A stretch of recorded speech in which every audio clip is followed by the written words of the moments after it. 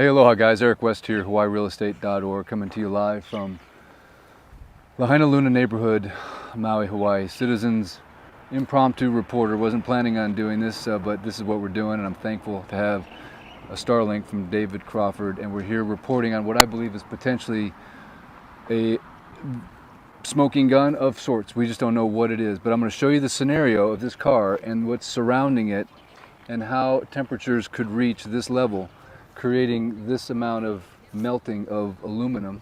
I'm here with Donovan. He is I believe a hero of sorts. Aloha, Donovan.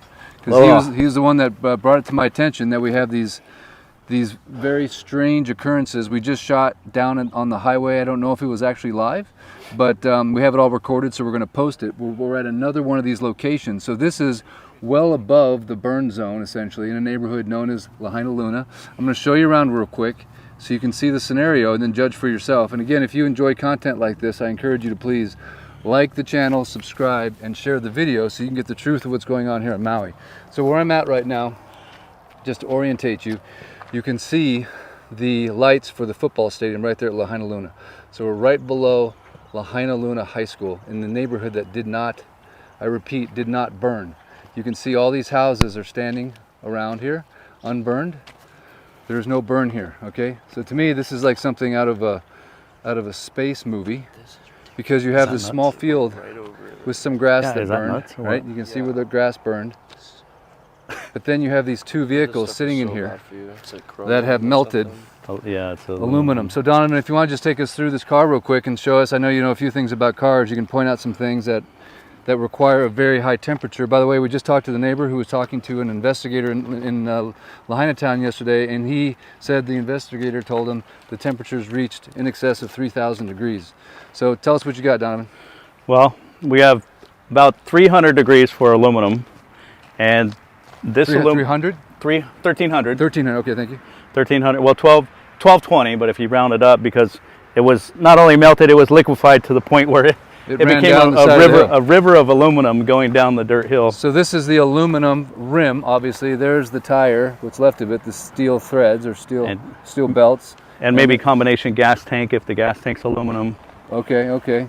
So you have liquefied aluminum running down the side of a grass fire. The caliper melted, unless they stole it, but it looks like the bolts are still there.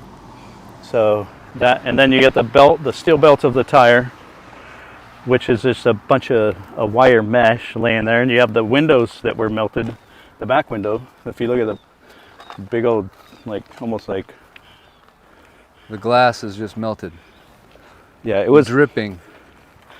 This is almost what you would see if you put a car in an incinerator. But this is not surrounded by a bunch of structure fires or anything. Yeah, there's no fuel. So besides the gas that was in the tank, what's your theory on what could create temperatures of this level in the middle of a field? Anomaly, I think is the word. So this is the second anomaly. Yeah, it's just that's why I stopped. I looked at it, I'm like, okay, house. Nothing's burned, and then you have melted steel and glass. And then the only thing that is left is the steel, the thick steel frame, and then the steel sheet metal. So I don't know if you guys have figured this out yet, but the media has not been given access to Lahaina town. Everything is locked up. Matter of fact, this gentleman next door, he was on Front Street yesterday and he was supposed to get access, and then the mayor shut it down because people were taking pictures. So they don't want pictures taken of anything in Lahaina town, because they don't want you to see this, would be my guess. Because the more that you take a look at this, and especially in this scenario, if there was a car like this in the middle of Lahaina, you might think to yourself, well, okay, it was in the middle of this major burn. There's an animal that died here or something. I'm smelling that must be a cat that was under there. That smells like a dead something. Yeah. Oh, that is so sad. That is so sad. That's someone's dog. Yeah, it's definitely dog hair. Oh. So now we have another vehicle right next to it. Talk to me about this one, Don. Yeah, what are you seeing? It's symmetrical with the other one. Yes. Pretty much identical.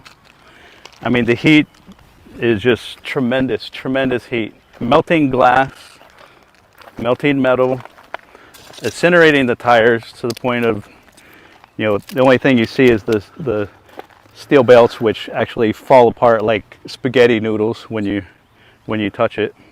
So the media is not allowed in here. No one's allowed in Lahaina town. So the only way this message is going to get out right now is if you, until your fingers bleed for America, start sharing this video. Look what it did to the steering wheel. All it is the steering column. We the people is all we got left here. And the more we get the word out and the more people start seeing this crazy anomaly, and we're seeing it in a lot of different places. Donovan here has been on a scooter. He was at the scene of the crime the day of the fire. He was helping people, rerouting them away from Lahaina, as the cops had not blocked the southbound traffic until you got almost to Front Street. Grass. And notice the green grass here.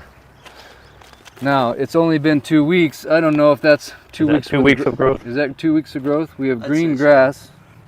You think is that 2 weeks of growth? Okay, maybe it is. But there's a lot of green grass here. I don't know. Yeah, Someone tell me, how fast does grass grow? Is that 2 weeks of growth? Someone dumped some trash in there, right? I wonder who did that. It's kind of weird. Some nice people. Some nice people. Yeah. Lazy. But if you don't share this story, I don't know who will, man. Someone's got to start putting this out to the people that can help. I've had people tell me, hey, you guys got to go do something. Really? We just got like a little 5G back and it doesn't even work. Every phone call we make drops. Right? Do you hear what's going on here? Are you hearing me loud and clear? They are creating a situation where it's impossible for us to communicate. Right now, I'm on a Starlink that's in the back of my truck over there. Thank you, David Crawford. So that's the reason I'm able to transmit this message, assuming you're getting it. If you're not, I have it recorded, and I will post it after we go live. See if you can get down and let's see inside the motor. Does the hood come up? Oh, the motor's melted. The motor's gone. It looks like the block is melted.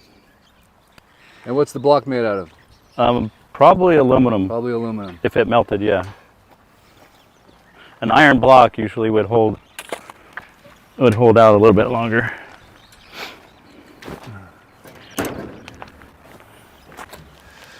I mean, is it possible that they're making these cars with different types of materials that just have a lower melting point? But even if they did, Oh, look at it wouldn't make any sense because we're in a field with just the a little bit of grass. The block is still there. It's turned sideways.